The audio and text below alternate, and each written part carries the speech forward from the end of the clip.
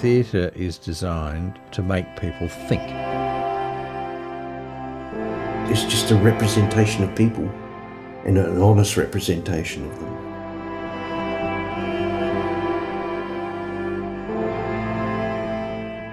It's a release from the normal routine and humdrum of daily life.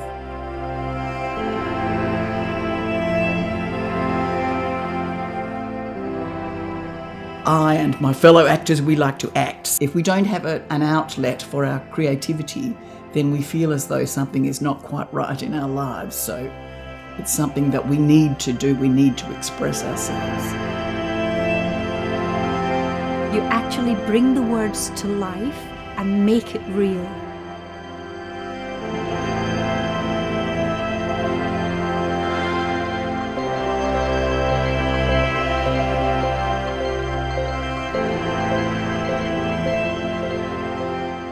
I think it's very exciting for a person to be in the audience of a live production. There's nothing that can replace a live production.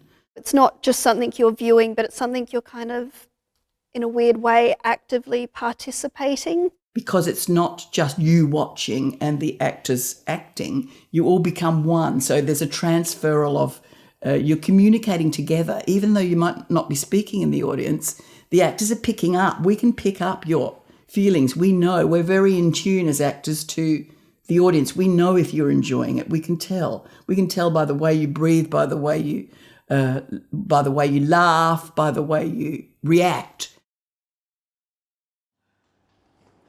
And our foreman blames talk on me. Well, it must have been one of his off days, because I was seeing some of his pictures and I think they're good. What's up? Ken Fraser, Jack's saying he doesn't think much of him. Think much of him? He couldn't photograph the back of our house. Oh, nobody's any good to hear you talk. I say, who's that? Does anybody know him? No, I don't know him. What theatre will never lose is the sort of immersive element of it, because, you know, when you're watching a movie, you can pause it, you can leave, you can not be paying attention really. Whereas theatre, you're right there in the auditorium, you're watching this performance on stage, you know, however, you know, within 100 metres of you, and you get pulled into it, and it's live, it's right at that moment. And I think, I don't think theatre can lose that, and I think theatre will always have that above film, and I hope people don't sort of forget that.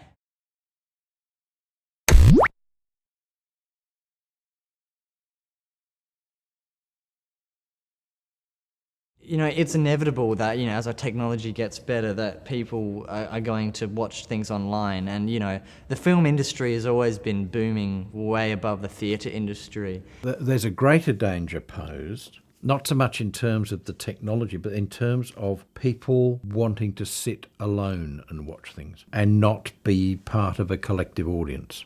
If that breaks down, then it's going to be very sad.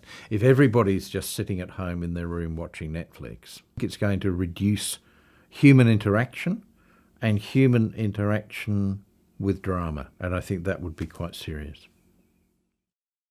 We have a saying in theatre that theatre is dead, but we are not going to get into the coffin with it. So we know that it's more and more difficult to get audiences because people like to stay home and watch Netflix. It's more and more difficult, but we don't mind. We don't care. We're still going to keep on doing it because we love it. Real theatre has sound and smells. It appeals to all the senses. I don't think theatre can lose that. I think theatre will always have that above film, and I hope that people don't sort of forget that as they turn towards all this film. As long as theatre keeps its own slice of performance in that area, I think we'll be fine. And because film can't do that, because that's just not what film is, I think theatre will be just fine working like that.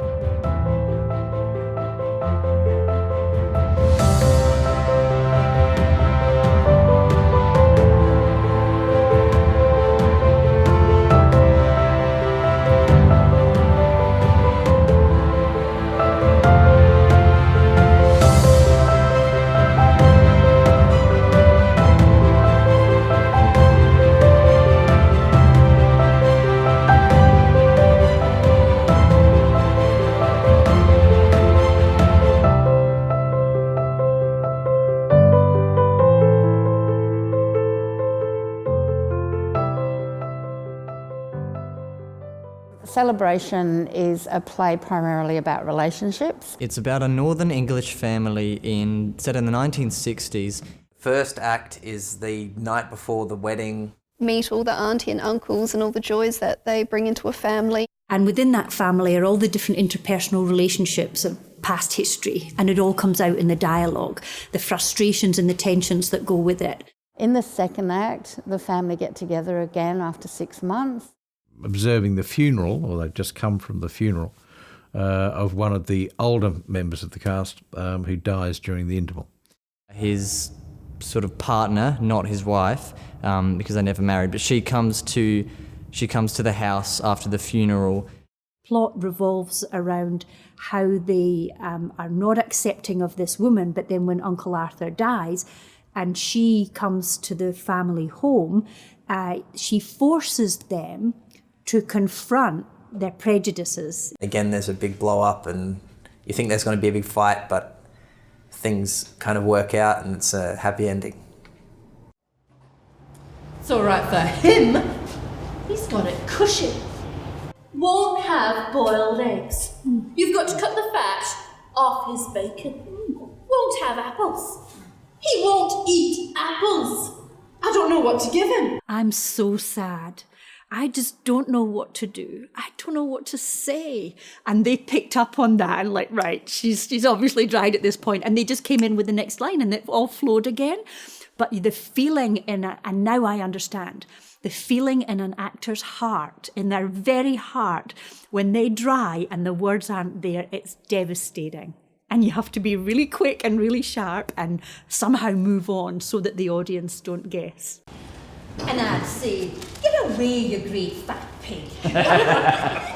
He didn't mind what I called him. Well, I'll tell you what you have forgotten, all of you, your acknowledgements in the paper. Oh yes, we've that to get in. We'll have to get it all written down. What do we want to say? Huh? What do we say? Oh, what do we say? What do we want to We'll have to get it written down, what we want We'll to have to say. get it written down. What do we say? No, what we want to say. Oh, sorry. It's an old saying in the theatre. Basically what you had to do, learn your lines, don't fall over the furniture. We work very hard during the rehearsal period to get to the moment where we have an audience at last.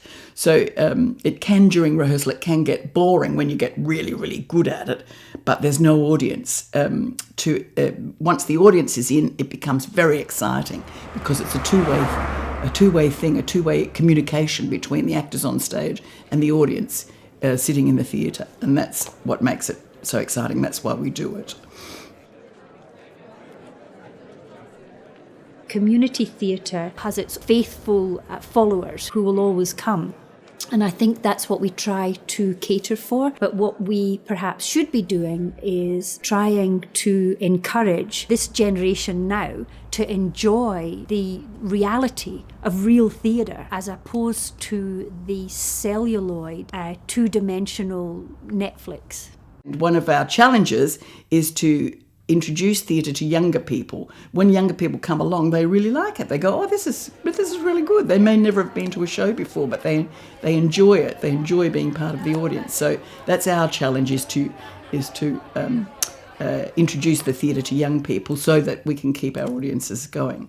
You're emotionally going along with them on this journey with actual people who are right there in front of you. So I think you can make a different connection to what you would if you've separated by a screen. So I think it's very important that people physically come and see these shows. And also theatre, it's never the same every night. It's always going to be a bit different. There's always this added level of risk because actors are human. Anything could go wrong, anything could happen.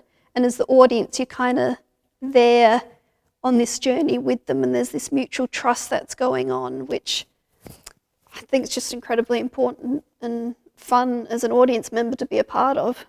But nevertheless, we think it's our responsibility to present different kinds of works to audiences. So my advice to audiences would be come along and support your local community theatre. It doesn't cost much for a ticket. You'll enjoy it when you get there. In that way, we'll help the theatre companies to survive and to continue to present their good works.